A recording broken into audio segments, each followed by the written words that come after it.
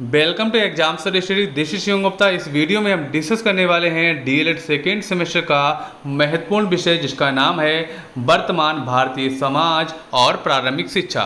ये विषय जो आपका है फर्स्ट पेपर है, बहुत इंपॉर्टेंट है क्योंकि ये विषय जो आपका है 50 नंबर का आता है। लेकिन अगर पासिंग मार्क की बात करें, डीएलएड में जो पासिंग मार्क जो है 50 में 25 है। लेकिन मैं आपको इस तरीके से पढ़ाऊँगा, इस तरीके से लिखना बताऊँगा जिससे आपके जो मार्क्स हैं भैया बहुत अच्छे आएंगे। मान लो 90 प्लस 95 प्लस आपकी मार्क्स जो है आसानी से आ सकते हैं इस तरीके से आपने अगर कॉपी को लिखा।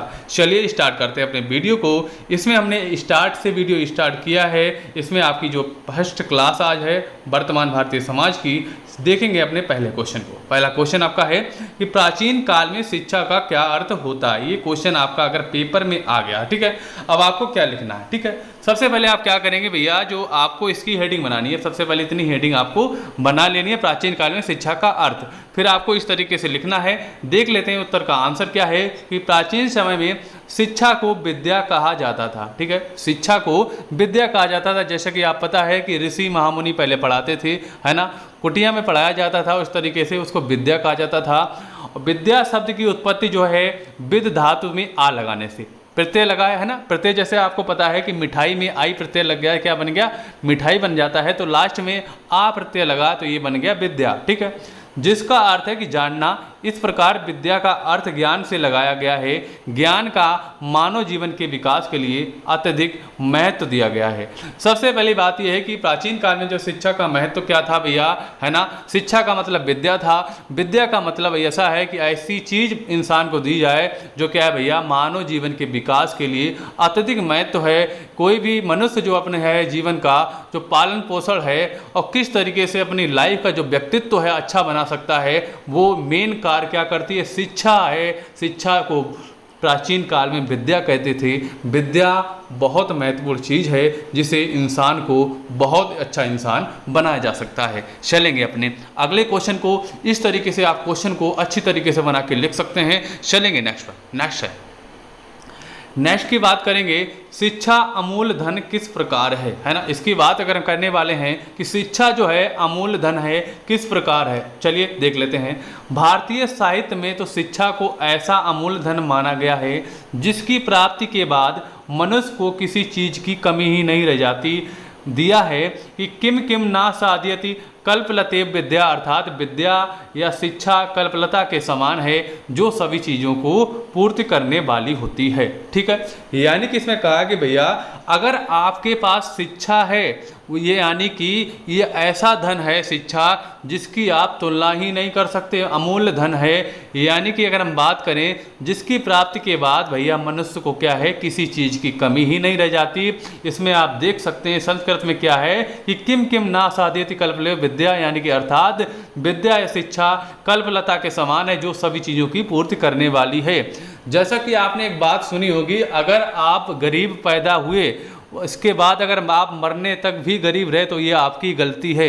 यानी कि आप गरीब पैदा हुई तो कोई दिक्कत नहीं, अगर आपको शिक्षा मिल गई, यानी कि शिक्षा मिलने के बाद आप अपने आप को जैसा चाहेंगे वैसा ही बना सकते हैं। क्योंकि आपको क्या है भैया, अपने व्यक्तित्व को ढालना है, मेहनत करनी है। और शिक्षा एक ऐसा अमूल्य धन है जिसके प्राप्ति के बाद यानी कि आपको किसी चीज़ की कमी नहीं रह जाती। आप इसको अच्छी तरीके से लिख सकते हैं। चलेंगे नेक्स्ट पर।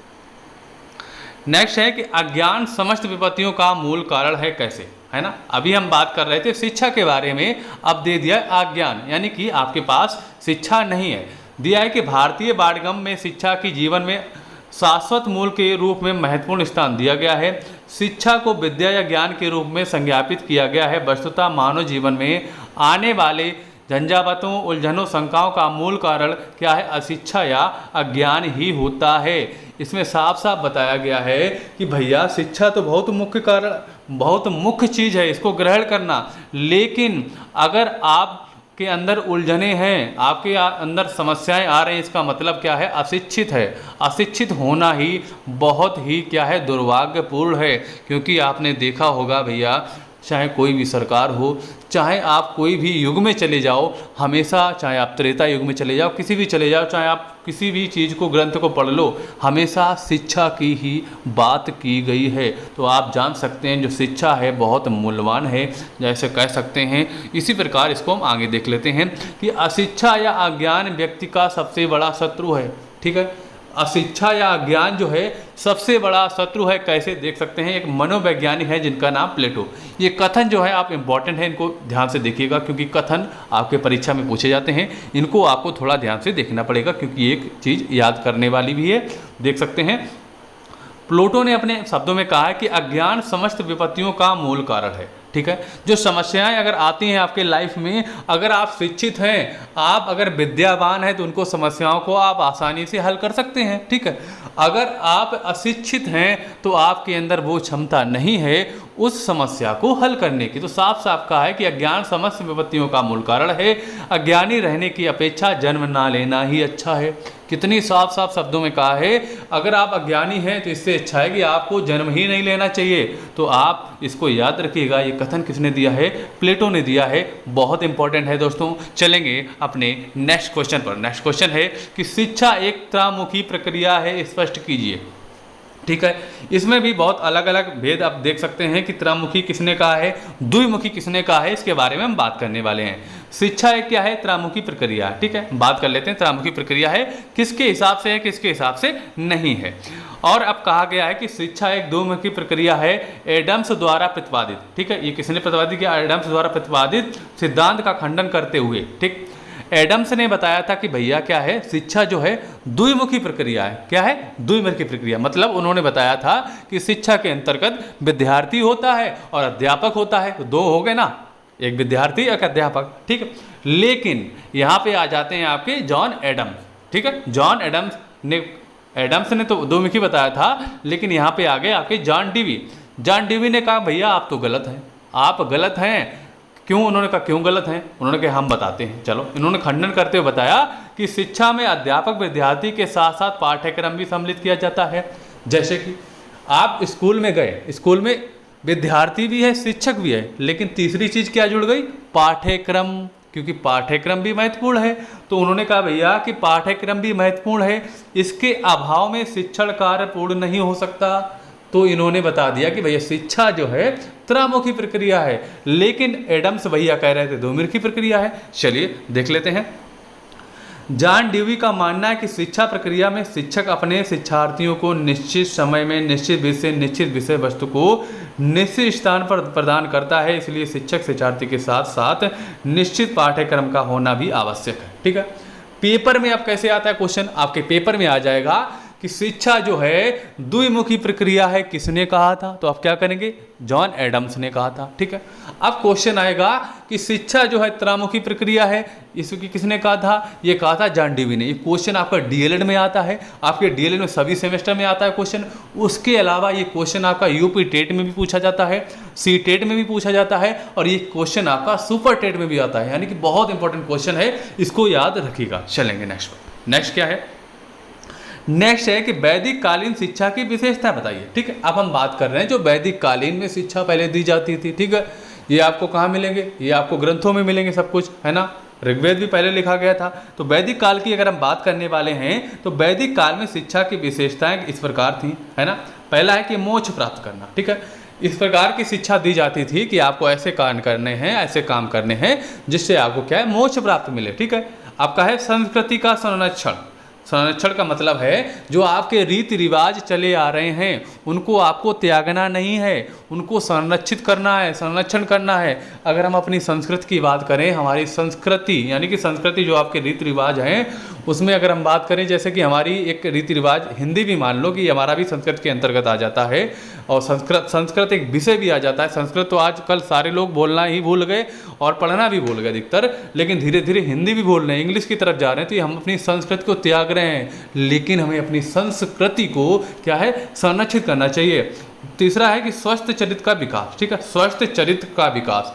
चरित्र की बात की गई तो आपका जो चरित्र है, व्यक्तित्व है, बहुत अच्छा रखना चाहिए, स्वस्थ रखना चाहिए, यानी कि अपने लाइफ में अच्छे काम करने चाहिए, ना कि आपको कोई खराब काम करना है। ठीक है, सामाजिक कुशलता की प्राप्ति, ठीक है, सामाजिक कुशलता की प्राप्ति, जो आपका समाज है उसको भी कुशल बनाना है और आपके अंदर वो कुशलता भी होनी चाहिए, ठीक है। व्यक्तित्व का विकास, जो हमने 3 नंबर में बात की थी चरित्र में, आपको व्यक्तित्व का विकास, यानी कि आपको अपना व्यक्तित्व ऐसा बनाना है जिससे आपको जो लोग हैं याद करें, ठीक है। जैसे कि राम को देख लो, राम भगवान को, एक पुरुष ही थे ना, उनका व्यक्तित्व इतना अच्छा था कि उनको हम भगवान भी मानते हैं, उसके अलावा उनके जो काम थे उनको हम याद करते हैं। आज भी कहा जाता है कि अगर राम राज्य है ना तो बहुत अच्छा राज्य है, यानी कि वहाँ पे प्रजा जो है सुखी रहती है। चलेंगे नेक्स्ट क्वेश्चन हमारा है कि शिक्षा की समाज संबंधी कार्य लिखिए, ठीक है। शिक्षा के जो समाज संबंधी कार्य के बारे में बात करेंगे तो चलिए देख लेते हैं। सबसे पहले अगर समाज संबंधी काम की बात करते हैं तो क्या है भैया, सामाजिक नियमों का ज्ञान। जो सामाजिक नियम है, जैसे कि हमारा कोई समाज है, आप समाज में रह रहे हैं तो आपको समाज में कैसे व्यवहार करना है, क्या नहीं करना है, क्या नियम है, इनको आपको ज्ञान होना चाहिए, ठीक है। उसके अलावा आपको प्राचीन साहित्य का ज्ञान, प्राचीन जितने भी साहित्य हैं, कुछ भी है, चाहे ऋग्वेद की बात करें चाहे वेद की बात करें, कुछ भी है, सबका आपको ज्ञान होना चाहिए, ठीक है। उसके अलावा कुरीतियों के आवरण में सहायक, ठीक है, कुरीतियों के आवरण में जो सहायक है उसका भी आपको ज्ञान होना चाहिए। सामाजिक भावना का विकास, ठीक है, अगर आप समाज में रह रहे हैं यानी कि इस भावना का विकास होना चाहिए, जैसे कि आप समाज में तभी रह पाएंगे जब आपको सामाजिक भावना होगी, ठीक है। सामाजिक उन्नति में सहायक, आपका समाज में बहुत सारे लोग हैं, कुछ सही भी हैं कुछ सही भी नहीं है, लेकिन आपको इस तरीके से काम करना है हमारा पूरा समाज आगे बढ़ सके, यानी कि सामाजिक उन्नति हो सके।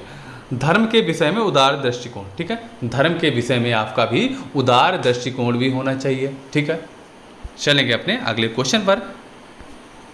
अगला क्वेश्चन है कि शिक्षा के राष्ट्र संबंधी कार्य बताइए। अब हम बात करते हैं राष्ट्र संबंधी कार्य, ठीक है, यानी कि क्या है, पहला क्या हो जाएगा, भावात्मक एकता, अपने राष्ट्र के प्रति भावात्मक एकता होनी चाहिए, ठीक है। जैसे कि हमारा देश का जो तिरंगा है ना, उसके प्रति भी हम मान सकते हैं कि हमारी भावात्मक एकता होनी चाहिए, हमें अपने तिरंगे के प्रति निछावर होना चाहिए, ठीक है ना। यानी कि ये बात क्या करते हैं, आपने देखा होगा बॉर्डर पे लोग भैया क्या है, तिरंगे के लिए अपनी जान भी निछावर कर देते हैं, तिरंगे के लिए पूरे समर्पित होते हैं। तो हमारी जो तिरंगे की इस तरीके से मान लो, तिरंगा भी हमारा राष्ट्र का एक महत्वपूर्ण चीज़ है ना, ठीक है। चलेंगे नेक्स्ट पे देख लेते हैं। कुशल नागरिक बनने के लिए, है ना, बढ़ना चाहिए। फिर क्या है कि राष्ट्रीय विकास होना चाहिए, यानी कि ऐसे कार्य करने चाहिए जो हमारे राष्ट्र का विकास हो, ठीक है। राष्ट्रीय एकता होनी चाहिए। आप देखते हैं कि हम लोग बाहरी जो लड़ाइयाँ होती हैं वो नहीं होती हैं, लेकिन राष्ट्र के अंदर ही लड़ाइयाँ हो रही हैं, वो नहीं होनी चाहिए। हमें को क्या है, राष्ट्रीय एकता दिखानी चाहिए, चाहे कोई धर्म के प्रति नहीं करना चाहिए। जैसे आजकल देख सकते हैं ये धर्म के विरुद्ध अगर आप कुछ गलत बोल रहे हैं, इसके विरुद्ध बोल रहे हैं, यानी कि जो सामाजिक एकता है वो नहीं बन पा रही, ऐसा नहीं होना चाहिए। राष्ट्रीय एकता बननी चाहिए, सामाजिक एकता भी बननी चाहिए, ठीक है। नेक्स्ट क्या है कि सार्वजनिक हित संबंधी कार्य भी करने चाहिए, ठीक है। ऐसे कार्य चाहे भी किसी भी धर्म के लिए हो, लेकिन हमें सार्वजनिक हित के कार्य करने चाहिए। राष्ट्रीय आय संबंधी भी कार्य होने चाहिए, यानी कि एक राष्ट्र मजबूत तभी होगा जब उसके राष्ट्र के पास यानी कि आय यानी कि धन भी होगा, है ना। अगर कोई, जैसे कि बहुत सारे आपने गरीब देश देखे होंगे तो वहाँ पे इतनी कुशलता सब कुछ विकास नहीं हो पाया, क्योंकि विकास राष्ट्र का तभी होगा जब उसमें पैसा धनवान सब कुछ होगा, ठीक है। इसके लिए भी कार्य करने चाहिए। राष्ट्रीय अनुशासन अधिकार, ठीक है, कर्तव्यों का बयान, ठीक है। इसके बारे में अगर हम बात करेंगे तो राष्ट्रीय अनुशासन भी होना चाहिए, क्योंकि अनुशासन बहुत इंपॉर्टेंट चीज़ है। अगर आप लाइफ में अपनी पढ़ाई कर रहे हैं, स्टडी कर रहे हैं, तो आपके लिए भी अनुशासन जरूरी है, क्योंकि अगर आप अपने कोई भी गोल बनाए, जब तक आप अपने गोल के प्रति अनुशासित नहीं होंगे तो आप उसको प्राप्त नहीं कर सकते। तो ये अनुशासन बहुत इंपॉर्टेंट है, ठीक है। कर्तव्यों का भी ज्ञान होना जरूरी आपको है। चलेंगे, ठीक है। नेक्स्ट क्वेश्चन हमारा क्या है कि पत्राचार शिक्षा से क्या तात्पर्य, ठीक है, इसके बारे में जान लेते हैं। पत्राचार शिक्षा एक ऐसी शिक्षा व्यवस्था है जिसमें मुद्रित शिक्षा सामग्री को डाक के माध्यम से विद्यार्थियों को प्रेषित की जाती है तथा अनुसरणीय शिक्षणात्मक संप्रेषण को भी डाक के द्वारा प्रभावी बनाने का प्रयास किया जाता है। यानी कि आपने बहुत सारी ऐसी पढ़ाई नहीं देखी, फिर भी हम बता दें आपको क्या होता है कि बहुत सारे जो यूनिवर्सिटी के फॉर्म आजकल क्या है ऑनलाइन भर दिए जाते हैं, ठीक है। ऑनलाइन भर दिए गए, डाक द्वारा क्या है उनको क्या भेज दिए गए, डाक द्वारा डॉक्यूमेंट भेज दिए गए। फिर क्या किया जाता है कि जो शिक्षण सामग्री है, जो भैया पहले ये सिस्टम ज़्यादा चलता था, क्या है कि डाक द्वारा शिक्षण सामग्री भेज दी जाती है, आजकल तो ऑनलाइन भी आ जाती है। डाक द्वारा जो भैया मुद्रित यानी कि किताब के तौर पर सामग्रियाँ आ जाती थी पढ़ने के लिए, उसी तरीके से आपकी पढ़ाई जो है भैया चलती रहती थी। ये हमारी उच्च शिक्षा के अंतर्गत आती थी, क्योंकि बच्चों के लिए इंपॉर्टेंट नहीं, उच्च शिक्षा के अंतर्गत होती है। क्योंकि पत्राचार जो शिक्षा है डाक द्वारा समझ लें तो बच्चे नहीं समझ सकते ना, तो ये उच्च शिक्षा के लिए थी, इसको हम कहते हैं भैया पत्राचार शिक्षा।